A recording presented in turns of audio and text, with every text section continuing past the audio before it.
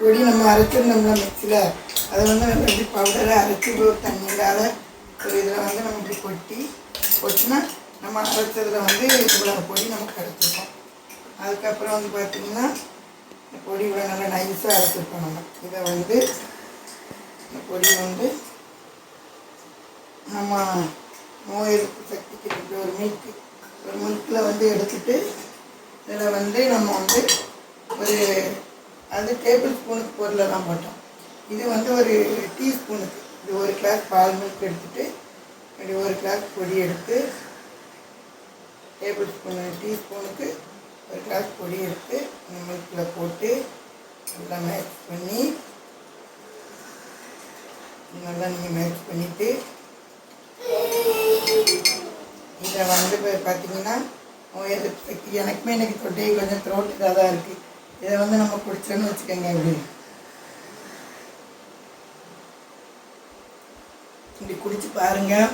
இந்த சுக்கு பொடி, மிளகு, பெப்பரு, சோம்பு, சீரகம் நம்ம அதில் சேர்த்துருக்க பொருள் எல்லாமே நமக்கு நோய் எதிர்ப்பு சக்திக்கு.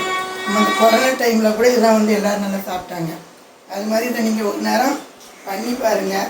பண்ணி பார்த்துட்டு இதே மாதிரி மில்கில் கலந்து ஒரு நாளைக்கு ஒரு வேளை குடிங்க. இந்த வயசானவங்க, வீட்டில் பெரியவங்க எல்லோரும் சாப்பிடலாம். அதே மாதிரி குழந்தைகளும் 3-4 வயசு குழந்தைகளுக்கு இந்த டீஸ்பூனில் வந்து ஒரு அரை டீஸ்பூன் போட்டு மில்கில் கொடுத்தீங்கன்னா நோய் எதிர்ப்பு சக்தி ரொம்ப இருக்கும், நல்லா இருக்கும். பார்த்துட்டு அந்த உடம்பு நீங்கள் இதை திரித்து ஒரு அரைச்சி குடிச்சிட்டு இதனுடைய வாசமும் ஃப்ளேவரும் எப்படி இருக்குன்ட்டு சொல்லுங்கள் ஃப்ரெண்ட்ஸ்.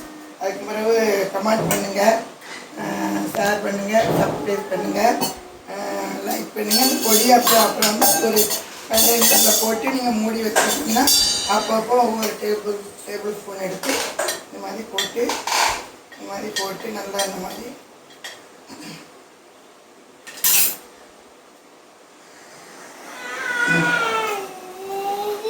மாதிரி நீங்கள் போட்டு இப்படி வச்சுக்கிட்டிங்கன்னு வச்சுக்கோங்க.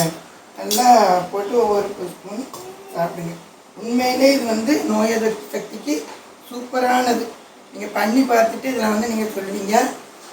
Thank you friends. குடிச்சு பாருங்கள். ஓகே.